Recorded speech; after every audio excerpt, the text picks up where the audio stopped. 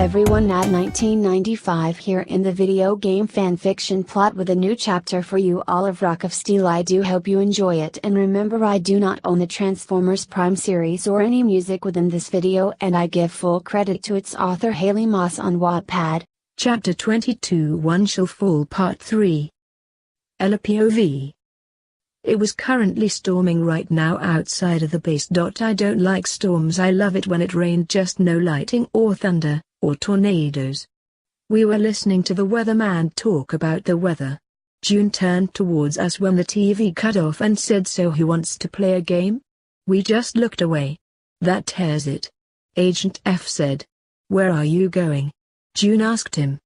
"I just can't sit on my hands while the world spins out of control," he said. "And what exactly is it that you intend to do?" Ratchet asked.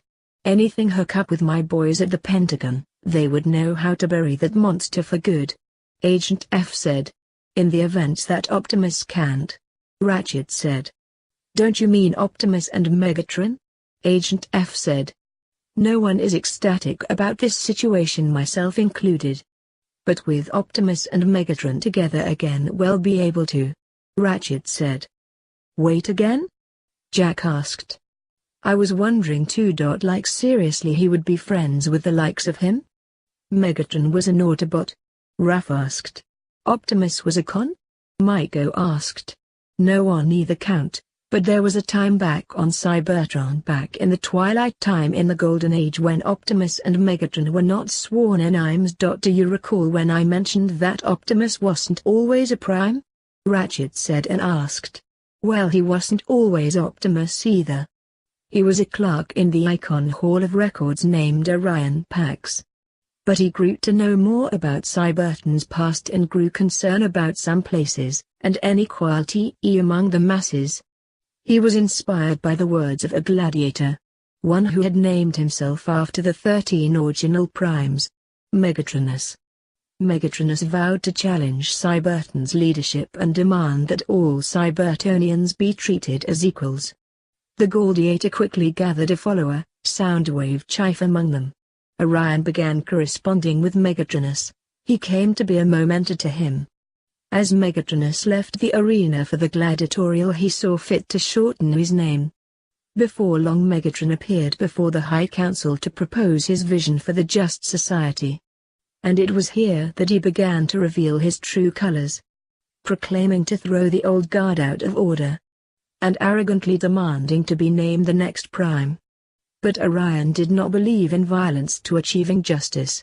So the Guard and the Council were moved with Orion's words, since life on Cybertron before the Golden Age stood someone worthy of being a Prime. But that honor could only be achieved by earning the matrix of leadership. His ambitions thwarted, Megatron's then severed all ties with Orion and the Council, and came to wage war on all who opposed him and his growing army, of which he named Decepticons. He vowed to claim the Matrix for himself wherever it might lie. In time, warfare consumed Cybertron, poisoning the planet into its core. Orion journeyed there hoping to reverse the effects, and found himself before the spark of our very life-given Primus himself. Primus sensed to honor in Orion and gave him the Matrix. It was thus that his how surprised and humble Orion came to be Optimus Prime, the last of the Primes. Ratchet told us the story of Optimus. I was honored myself just hearing about this. "So what's to stop Megatron from taking the Matrix for himself this time around?" Jack asked. "Only his greater desire to save this planet is beyond me, but his word can't is trusted," Ratchet said. "Communications are down. They don't seem to be affected, but we've lost their signal," Ratchet said. "I hope they're okay." "Doesn't that mean?" Raph asked. "Usually, but a more likely explanation would be the severe electromagnetics messing with the connections," Ratchet replied. "So if we can't track them, then they can't contact us," Raph said. "Then how are we gonna know when they're ready for pickup?" Maiko asked. Ratchet then looked over at me and said, "We will just find a way." Why was he looking at me? Wait, I can contact Magnus through our bond, but I didn't even tell Ratchet. I just nodded my head. Then Ratchet turned to Jack, who was hitting something against the rail, and said, "Where did you get that?" "Optimus, I honestly don't know why he gave me that power to the ground bridge supply," Jack said. "Jack, there is no key to the ground bridge," Ratchet told him. "Well then what is this?" Jack asked. "That is the key to Vector Sigma," Ratchet replied. "The what?" Jack asked, astounded. "You are holding Cybertron's most important relics," Ratchet said. Jack started to hand it to Ratchet and said, I shouldn't have this." Ratchet moved back a little from Jack and said, "Optimus entrusted it to you, Jack, but it doesn't make any sense." "But why?" Jack asked, maybe even to himself. "Because he doesn't plan on coming back," Ratchet said. "What? Why?" I asked. Ratchet didn't answer me back. So I decided to check and see how they were. "Magnus, how are you and everyone else doing?" "We're almost there. Are you all right?" "Just worried. Don't let Optimus do anything drastic, please. He doesn't think he'll be coming back. Communications are down, so contact me through the bond and I will tell Ratchet. Although how he knew that we were bonded is beyond me." "I won't, sweet Spark." "Okay, I will." "Ratchet isn't as senile as you think. I am sure he found out." "Okay, I'll let you concentrate. I love you, Magnus." "I love you, Ella." All of a sudden the base started to shake so much that it moved us.